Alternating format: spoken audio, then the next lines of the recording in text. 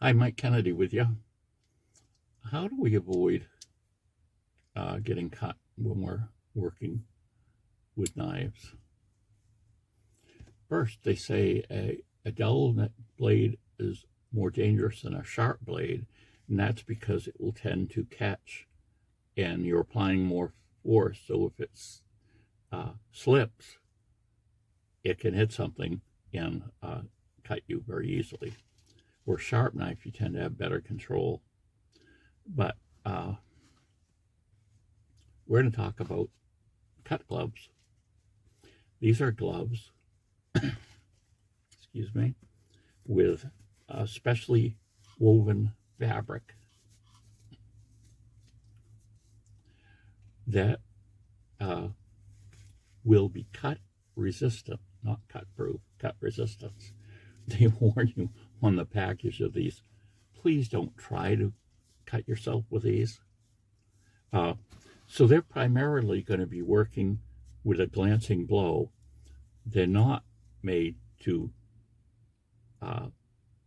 resist punctures. That's a lot harder to do. But the idea is that it's going to glance off your hands. A lot of times someone will be carving and they'll have one of their thumbs very near the knife. Again, it slips. It's going to hit this, and it's going to reduce the chance of you cutting yourself. Normally, you want to get the top grade of these. There's two grading systems in the U.S. and in Europe, but in the U.S., I believe A5 is the highest rating.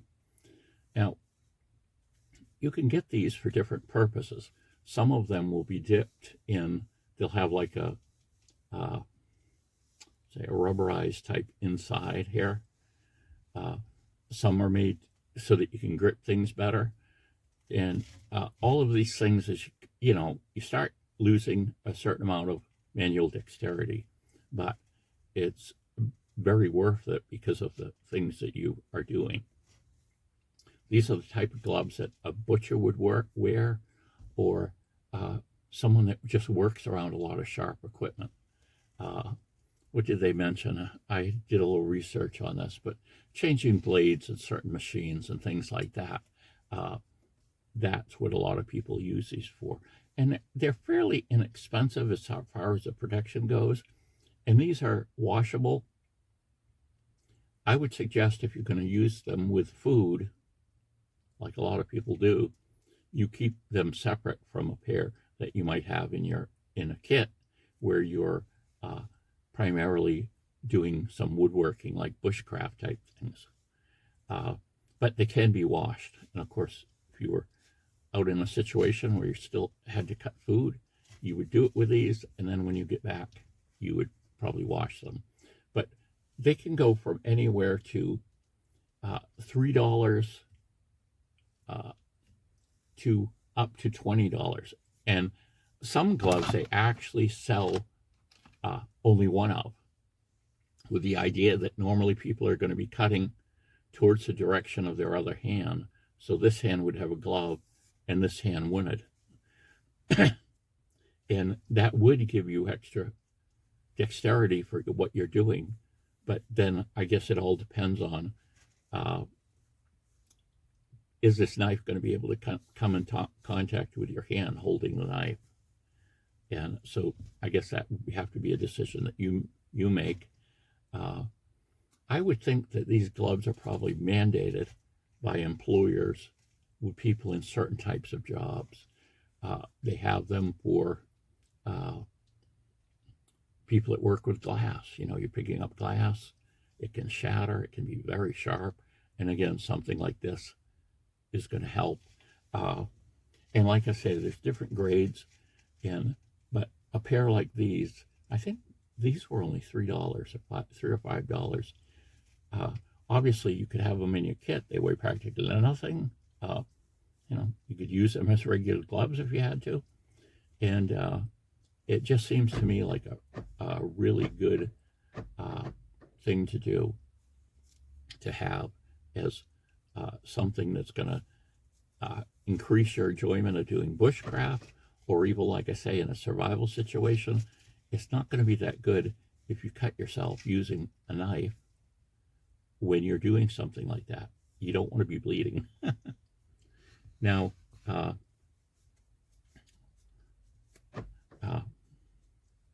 and again, depending on how fine the task is that you're doing. So what happens if you do cut yourself with a knife? Well, hopefully, like I say, if you're out and about in the woods doing, bushcraft type things, whether you're, making everything from spoons to bird traps, I guess, could be a lot of different things, or furniture or whatever. I would think you would always have with you, if you have any type of kit, you'd always have some type of first aid supplies with you. Now, I could take a few things out of these and just have them in my pocket, some bandages and things like that, some maybe some antibiotic ointment and different things like that, so I could have that with me. And also, we have what we call, it's funny, they call all of these quick clot, but that's a specific brand name. So they're calling this blood clot powder, okay? This is from Ready Man Survival.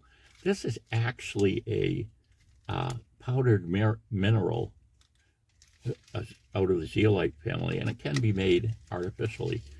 But what's going to happen with this is, if, say you cut yourself, you can pour this on the wound, and what that does is it's going to kind of suck the water all out of your blood in that localized area, which basically forms a blood clot. So if you were to cut yourself and you're bleeding quite a bit, you can put this on, and theoretically it will stop bleeding. And this is used a lot.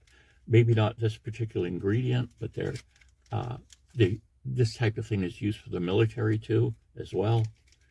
The only thing is, if you cut yourself really bad and put this in, you're going to need to go to the doctors to deal with it afterwards, to get stitches, to have this taken out of your wound and different things like that. This has up to a 4-year shelf life, and it's not dated. So who knows? But I think that's a scheme that you can employ, especially when we're talking about arthritis.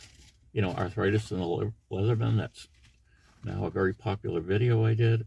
So again, with arthritis and different issues with your hands, losing strength and everything, I think these can be an extremely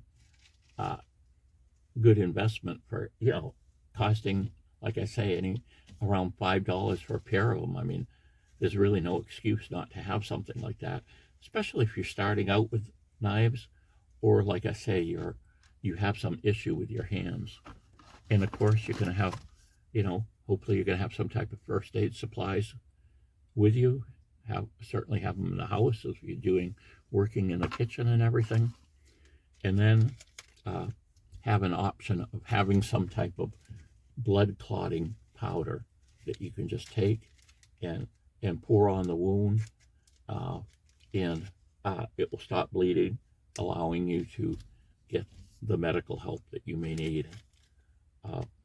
So there we go. Think of it. And like I say, they're not that expensive. Oh, and I was looking locally. These I got off the internet, of course, but Cabela's has some fairly expensive ones. They're the higher grade, and they're probably made for certain different tasks. But if you have a store, you might find them in a kitchen store. You might find them in a hardware store. Tractor Supply has them. So they are available in different places, and it's just a good thing to do to prevent the idea of needing, first aid supplies, which you still have with you, trying to prevent the cut with some of these gloves. Tell me what you think. Bye.